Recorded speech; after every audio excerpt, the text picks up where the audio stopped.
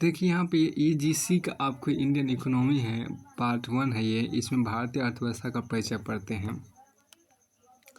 देखिए वह व्यवस्था जिसके तहत सभी आर्थिक गतिविधियाँ नियोजित की जाती है, आर्थिक व्यवस्था कहलाती है। ठीक है। देखिए वह गति व्यवस्था जिसके तहत सभी आर्थिक गतिविधियां नियोजित की जाती है, आर्थिक व्यवस्था कहलाती है। आर्थिक गतिविधियां वह कानून सम्मत गतिविधियां हैं जिनके परिणामस्वरूप वस्तुओं का उत्पादन होता है तथा जिनके लिए कोई व्यक्ति अथवा संस्था प्रत्यक्षतः एवं अप्रत्यक्षतः मूल्य चुकाने को तैयार रहते हैं। इस प्रकार स्पष्ट है कि भारतीय अर्थव्यवस्था की विषय वस्तु देश की सभी नियोजित आर्थिक गतिविधियां यथा वस्तुएं, सेवाएं तथा उनसे संबंधित विषय शामिल होते हैं का अध्ययन है। भारतीय अर्थव्यवस्था किस प्रकार की अर्थव्यवस्था है, इसे परिचित होने के पूर्व प्रसंग वर्ष अर्थव्यवस्था के संबंध में निम्नलिखित परिभाषाओं से परिचित हो ले। भारतीय अर्थव्यवस्था किस प्रकार की अर्थव्यवस्था है, इसे परिचित होने के पूर्व प्रसंग वर्ष अर्थव्यवस्था के संबंध में निम्नलिखित परिभाषाओं से परिचित हो ले। तो नियोजन या नियंत्रण के आधार पर अर्थव्यवस्था, नियोजन या नियंत्रण के आधार पर अर्थव्यवस्थाएं। तो यहाँ पर जो खास बात आपको कही गई है, नियोजन अथवा नियंत्रण की दृष्टि से अर्थव्यवस्था अथवा आर्थिक व्यवस्था को 3 भागों में विभाजित किया जाता है। नियोजन अथवा नियंत्रण की दृष्टि से अर्थव्यवस्था अथवा आर्थिक व्यवस्था को 3 भागों में विभाजित किया जाता है। पहला है बाजार अर्थव्यवस्था, दूसरा है निर्देशित अर्थव्यवस्था पहला है बाजार अर्थव्यवस्था, दूसरा है आपको निर्देशित अर्थव्यवस्था और तीसरा आपके यहाँ पर मिश्रित अर्थव्यवस्था। अब देखिए बाजार या पूंजीवादी अर्थव्यवस्था समझिए क्या होता है। वैसी आर्थिक व्यवस्था जिसमें बाजार एक नियामक की तरह हो, बाजार अर्थव्यवस्था कहलाती है। बाजार अर्थव्यवस्था में व्यक्तिगत स्वतंत्रता पर बल दिया जाता है, चाहे वो उपभोक्ता हो या कंपनी हो। इसका अर्थ यह है कि किसी वस्तु का उत्पादन कितनी मात्रा में होता है, उत्पादित वस्तु की कीमत क्या हो, इसका निर्धारण बाजार में प्रचलित मांग एवं पूर्ति के अनुसार होता है। अब यहाँ पर देखिए जो कहा गया कि निर्देशित या केंद्रीकृत अर्थव्यवस्था क्या होती है। देखिए चूंकि बाजार व्यवस्था में संसाधनों का आवंटन, विनियोग तथा उत्पादन का ढांचा मूल तथा लाभ की प्रेरणा से निर्देशित होता है, अतः उन्हीं वस्तु उत्पादन होता है जिस पर लाभ की दर अधिकतम होगी। इस प्रकार समान जनता गरीब तथा श्रमिकों को उपभोग की वस्तुओं का स्थान और विलासिता की वस्तुओं को प्राथमिकता प्राप्त होती है। इस प्रकार समान जनता गरीब तथा श्रमिकों को उपभोग की वस्तुओं का स्थान, विलासिता की वस्तुओं को प्राथमिकता प्राप्त होती है। फलस्वरूप समाज में संसाधनों का बंटवारा एवं आय की विषमता बढ़ेगी। इसलिए एक अलग आर्थिक व्यवस्था हो सकती है जिसमें संसाधनों का आवंटन, विनियोग की प्राथमिकता तथा उत्पादन के ढांचे का निर्धारण एक केंद्र इकाई अथवा राज्य के द्वारा हो। इस प्रकार की व्यवस्था को निर्देशित अर्थव्यवस्था कहते हैं। अब देखिए मिश्रित अर्थव्यवस्था की बात क्या होती है। मिश्रित अर्थव्यवस्था की बात क्या होती है, आज यहाँ पर गौर कीजिए। मिश्रित अर्थव्यवस्था देखिए, जैसा कि नाम से विदित है कि ऐसी व्यवस्था जिसमें पूंजीवादी एवं समाजवादी दोनों व्यवस्थाओं की विशेषताएं सन्निहित हो, मिश्रित अर्थव्यवस्था कहलाती है। अर्थात एक ऐसी व्यवस्था जिसमें बाजार यंत्र के संचालन के साथ राज्य की भूमिका या नियोजन भी साथ साथ चले। इस प्रकार इसमें निजी क्षेत्र के साथ साथ सार्वजनिक क्षेत्र भी कार्यशील रहते हैं। मतलब कुछ महत्वपूर्ण उद्योग का नियंत्रण एवं स्वामित्व राज्य के हाथों में होता है, अन्य उद्योग को निजी क्षेत्रों के स्वामित्व में हेतु छोड़ दिया जाता है। इस व्यवस्था में निजी एवं सार्वजनिक क्षेत्रों के अतिरिक्त संयुक्त क्षेत्र के उद्योग भी हो सकते हैं, जिनका स्वामित्व संयुक्त रूप से निजी शेयरधारकों एवं सरकार या सार्वजनिक क्षेत्रों के पास होता है। अब देखिए मिश्रित आर्थिक प्रणाली के रूप देखिए। मिश्रित बाजार प्रणाली देखिए, इसमें कई सारे मिश्रित आर्थिक प्रणाली कई सारे रूप होते हैं, जिसमें पहला होता है मिश्रित बाजार प्रणाली होता है, दूसरा आपको नियोजित मिश्रित प्रणाली होता है, तीसरा आपको बाजार प्रधान नियोजित मिश्रित प्रणाली होता है। तो पहला आपको ध्यान देखिए मिश्रित बाजार प्रणाली में देखिए क्या कि मिश्रित बाजार प्रणाली वह प्रणाली है जिसमें बाजार तंत्र की प्रधानता रहती है। इसमें संसाधनों का बंटवारा लाभ देयता से निर्देशित होकर बाजार में प्रचलित मांग एवं पूर्ति के द्वारा होता है। इस प्रकार की व्यवस्था में राज्य की भूमिका एक कल्याणकारी राज्य की होती है। देखिए नियोजित मिश्रित अर्थव्यवस्था क्या होती है। नियोजित मिश्रित अर्थव्यवस्था के देखिए नियोजित मिश्रित प्रणाली क्या होती है। नियोजित मिश्रित प्रणाली क्या होती है, छूता जिसको गौर कीजिए। नियोजित मिश्रित प्रणाली क्या होती है। इस व्यवस्था में बाजार व्यवस्था एवं नियोजित प्रणाली का साथ साथ क्रियाशील रहते हैं। यहाँ देखिए नियोजित मिश्रित प्रणाली क्या होती है। नियोजित मिश्रित प्रणाली क्या होती है, देखिए नियोजित मिश्रित प्रणाली जो आपको होती है वो थोड़ा सा गौर कीजिए। नियोजित मिश्रित प्रणाली जो होती है, इस व्यवस्था में बाजार व्यवस्था एवं नियोजित प्रणाली इस व्यवस्था में बाजार व्यवस्था, देखिए नियोजित मिश्रित प्रणाली जो आपको होती है, नियोजित मिश्रित प्रणाली जो आपको होती है, इस व्यवस्था में बाजार व्यवस्था, इस व्यवस्था में बाजार व्यवस्था एवं नियोजित प्रणाली के साथ साथ क्रियाशील रहते हैं। इस व्यवस्था में बाजार व्यवस्था एवं नियोजित प्रणाली साथ साथ क्रियाशील रहते हैं। सामान्यतः केंद्रीय योजना प्राधिकार अथवा योजना आयोग नियोजन तैयार कर उसका लक्ष्य निर्धारित करता है तथा निजी एवं सार्वजनिक क्षेत्र के समन्वय से इन लक्ष्यों की प्राप्ति का प्रयास किया जाता है। इस प्रकार इसके अंतर्गत निजी एवं सार्वजनिक उद्यम साथ साथ चलते हैं। निजी क्षेत्र की कार्य प्रणाली सामाजिक लाभ की दृष्टि से राज्य द्वारा निगमित होती है। इस प्रकार इस प्रणाली में बाजार नहीं बल्कि नियोजन अर्थात राज्य की भूमिका प्रभावी रहती है। तीसरा देखिए आपको बाजार प्रधान, देखिए बाजार प्रधान नियोजित मिश्रित प्रणाली क्या है। बाजार प्रधान नियोजित मिश्रित प्रणाली क्या होता है। इस प्रणाली में बाजार प्रधान नियोजित मिश्रित प्रणाली में बाजार प्रधान नियोजित मिश्रित प्रणाली में नियोजन की भूमिका निजी एवं सार्वजनिक क्षेत्र के प्रति उदारवादी होती है। इसमें राज्य एक नियामक के साथ साथ सहायक की भूमिका निभाता था। बाजार तंत्र एवं निजी क्षेत्र के प्रति उदारवादी नीति का पालन करता है। इसमें नियोजन का स्वरूप निर्देशात्मक होता है। यह व्यवस्था धीरे धीरे बाजार व्यवस्था की ओर बढ़ती जाती है। वर्ष 1991 के आर्थिक सुधारों के बाद भारत में ही प्रणाली प्रचलित है। अब देखिए अलग अलग देशों का उनकी अर्थव्यवस्था के अनुसार वर्गीकरण करते हैं। अलग अलग देशों का उनकी अर्थव्यवस्था के अनुसार वर्गीकरण यहाँ देखिए। अर्थव्यवस्था के आधार पर विश्व के समस्त देशों को निम्नलिखित वर्गों में बांटा जा सकता है। पहला देखिए यहाँ पर क्या, पहली दुनिया के देश यहाँ पर देखिए। तो पहला आपको देखिए पहली दुनिया के देश यहाँ पर देखिए क्या, पहली दुनिया के देश यहाँ देखिए विभिन्न देशों का वह समूह जहाँ बाजार कीमत क्रियाविधि परिचित होती है, पहली दुनिया के देश कहलाते हैं।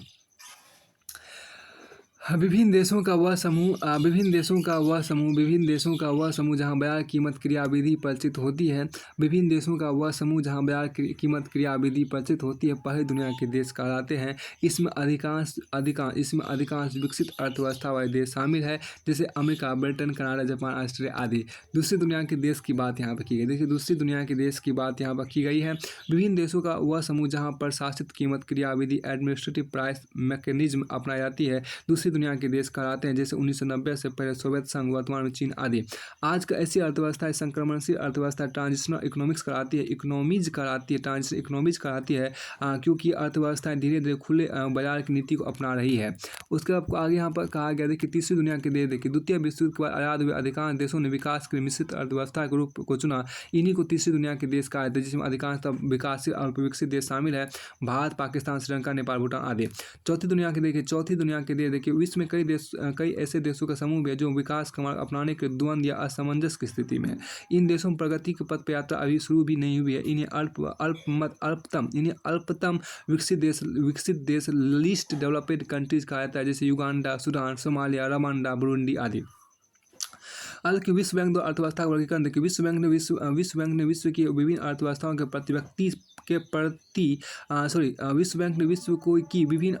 के प्रति व्यक्ति सकल राष्ट्र उत्पाद के आधार पर वर्गीकृत किया है। इस प्रकार प्रत्येक अर्थव्यवस्था को न्यून, मध्य एवं उच्च आय अर्थव्यवस्था वाले देश के रूप में परिभाषित किया है। तो विश्व बैंक द्वारा अर्थव्यवस्था का वर्गीकरण यहाँ देखिए classification of economy bye world bank. तो पहला देखिए न्यून आय अर्थव्यवस्था जिसको बोलते हैं लो इनकम इकोनॉमी बोलते हैं। दूसरा आता है मध्यम आय अर्थव्यवस्था जिसको मिडिल इनकम इकोनॉमी बोलते हैं। चौथा उच्च आय अर्थव्यवस्था जिसको हाई इनकम इकोनॉमी बोलते हैं। हाई इनकम इकोनॉमी बोलते हैं। यहाँ पे एक खास बात जो कहा गया है कि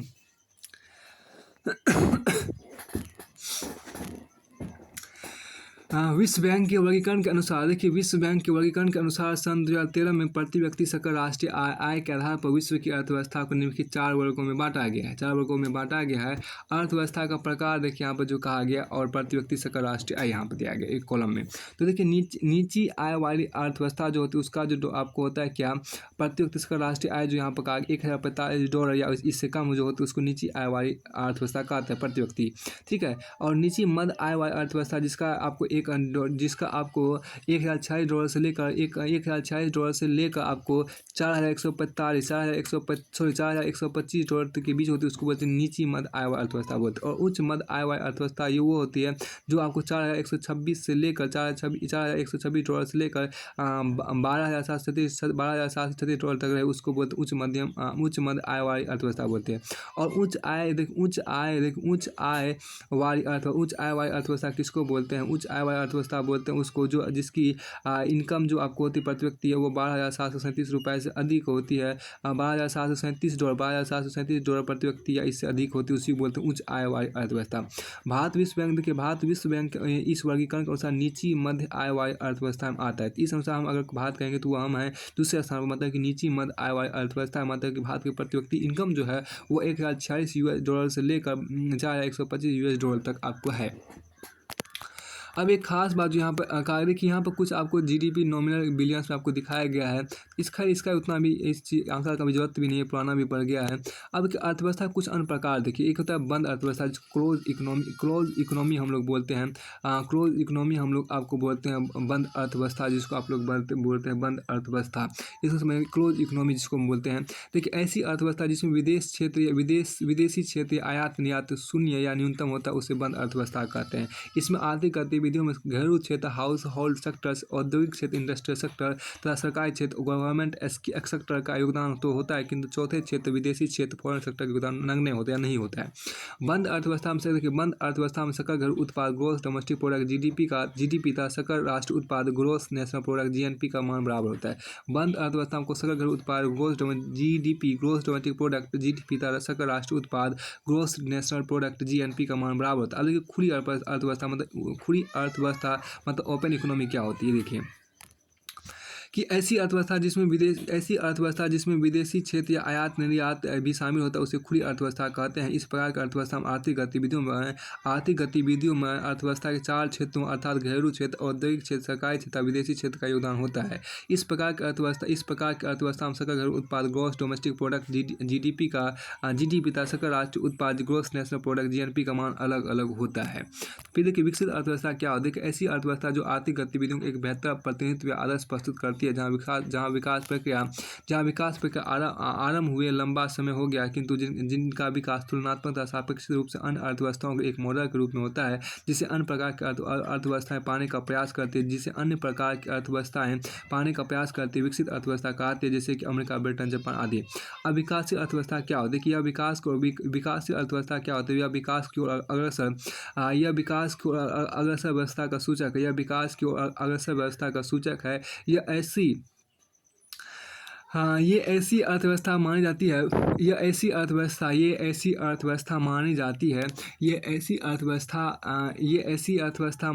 है जिनका विकास विकसित देशों या लक्ष्य की तुलना में कम हुआ है, अर्थात इन्हें अभी और विकास की आवश्यकता है। इनका प्रयोग वैसी अर्थव्यवस्था को सूचित करने के लिए होता है जिसमें विकास प्रक्रिया अब प्रारंभ हो चुकी है, किंतु पिछड़ी अवस्था में है, जो अल्प विकास से उच्च विकास की ओर प्रयासरत है। अल्प विकसित अर्थव्यवस्था की बात हम यहाँ पर करते हैं। अल्प विकसित अर्थव्यवस्था की बात यहाँ पर हम करते हैं। ऐसी अर्थव्यवस्था जिनका विकास अभी शुरू हुआ है तथा जो अविकासित अर्थव्यवस्था से विकास प्रक्रिया में पिछड़ी है। ऐसी अर्थव्यवस्था जिनका विकास अभी शुरू हुआ है तथा जो अविकासित अर्थव्यवस्था से भी विकास प्रक्रिया में पिछड़ी है, अल्प विकसित अर्थव्यवस्था के अंतर्गत आती है। अब यहाँ पे एक खास बात जो यहाँ पर कहा गया है कि अति अल्प विकसित अर्थव्यवस्था अर्थव्यवस्था क्या होती है। यहाँ देखिए इसमें यह कहा गया कि ऐसी अर्थव्यवस्था जहाँ विकास प्रक्रियाओं के चुनाव को लेकर द्वंद्व की स्थिति पाई जाती है कि कौन से विकास मार्ग को चुने तथा किसको ना चुने, ये विकास प्रक्रिया में सबसे पिछड़ी अर्थव्यवस्थाएं होती है। अब देखिए योजनाबद्ध अर्थव्यवस्थाएं क्या होती है। इस प्रकार की अर्थव्यवस्था विकास एक योजनाबद्ध सुनियोजित प्रक्रिया पर आधारित होती है। योजनाबद्ध अर्थव्यवस्था क्या होती है, हम जरा से गौर की योजनाबद्ध अर्थव्यवस्थाएं क्या होती है। इस प्रकार की अर्थव्यवस्था विकास एक योजनाबद्ध सुनियोजित प्रक्रिया पर आधारित होती है, जो नियोजन के रूप में अर्थव्यवस्था के विकास को एक दिशा प्रदान करती है। इसके अंतर्गत दीर्घ, मध्य एवं अल्पकाल की योजनाएं हो सकती हैं। देखिए यहाँ पर क्या योजनाबद्ध अर्थव्यवस्था, देखिए योजनाबद्ध अर्थव्यवस्था की बात करते हैं। देखिए योजनाबद्ध अर्थव्यवस्था इस प्रकार की अर्थव्यवस्था विकास एक योजनाबद्ध सुनियोजित प्रक्रिया पर आधारित होती है, जो नियोजन के रूप में अर्थव्यवस्था के विकास को एक दिशा प्रदान करती है। इसके अंतर्गत दीर्घ, मध्य एवं अल्पकाल की योजनाएं हो सकती है। पहली बात देखिए गैर योजनाबद्ध अर्थव्यवस्था की बात करते हैं। गैर योजनाबद्ध अर्थव्यवस्था की बात करते हैं। गैर योजनाबद्ध अर्थव्यवस्था की जो अंतर्गत हम कहेंगे, इस प्रकार की अर्थव्यवस्था के विकास की कोई सुविचारित तथा सुनियोजित योजना नहीं नहीं बनाई जाती। वर्तमान विश्व में कोई भी देश ऐसा नहीं है जो विकास की योजना की रणनीति न अपनाता हो।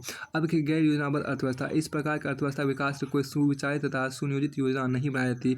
वर्तमान विश्व में कोई भी देश ऐसा नहीं है जो विकास की योजना की रणनीति न अपनाता हो।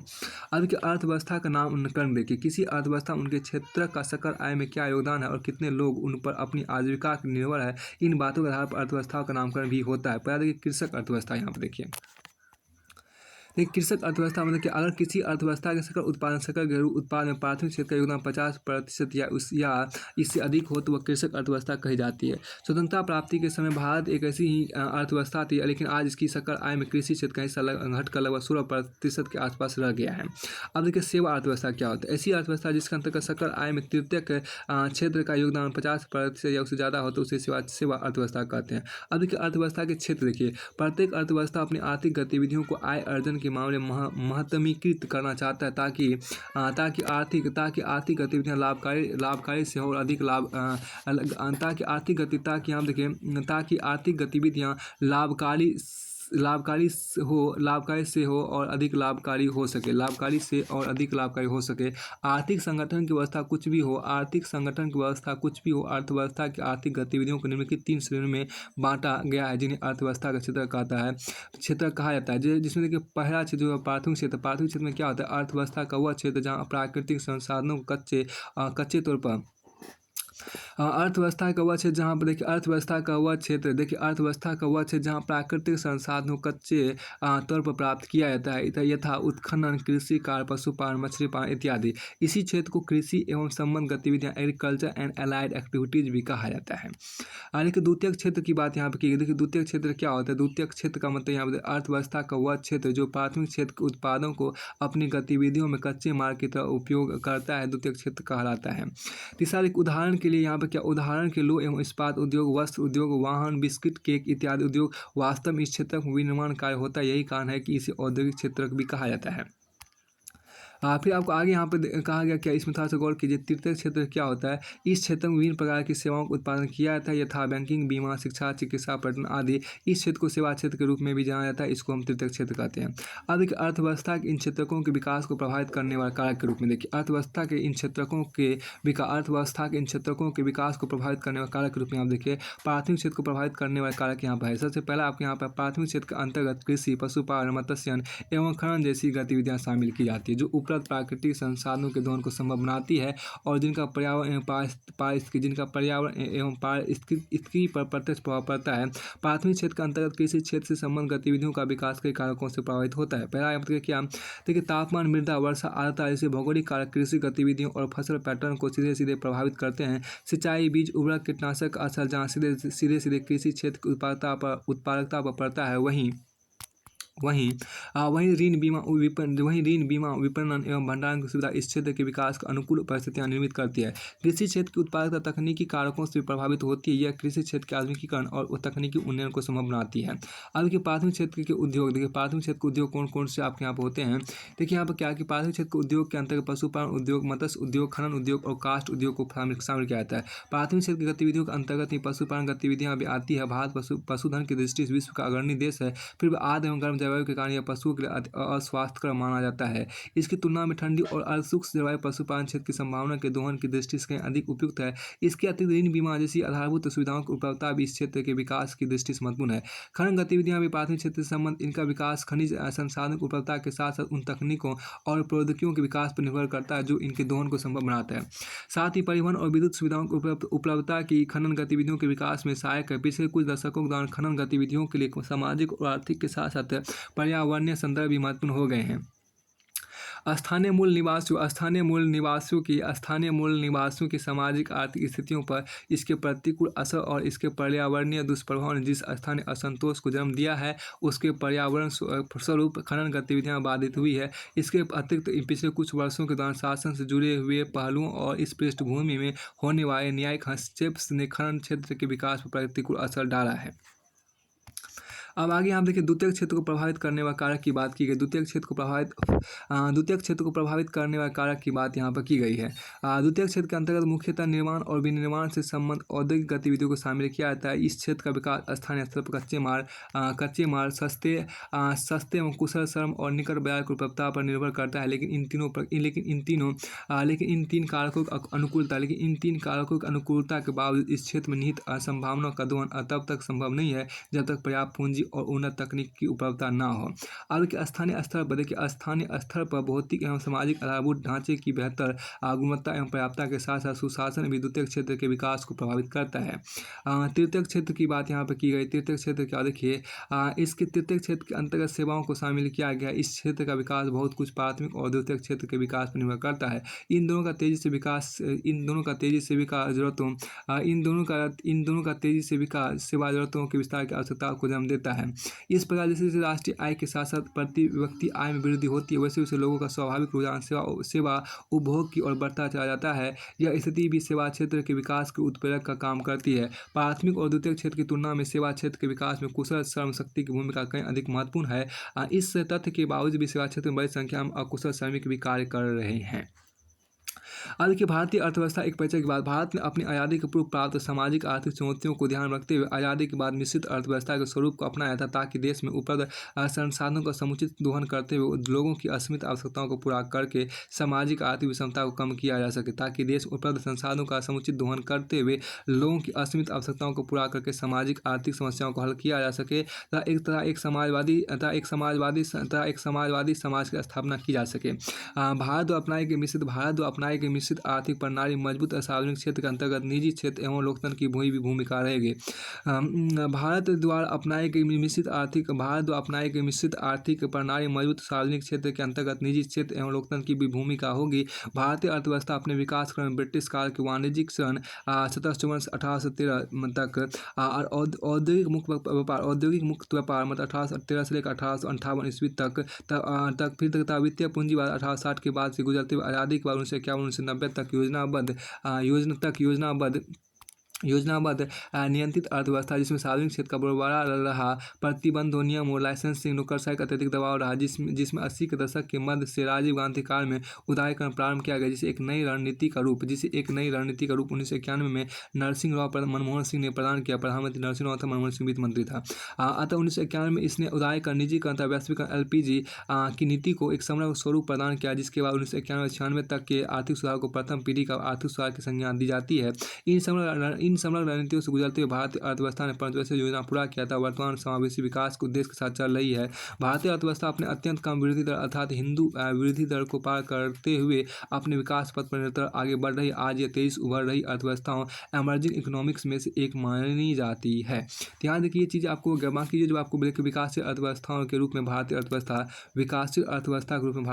के जो टॉपिक है वो हम अगले वीडियो में देखेंगे।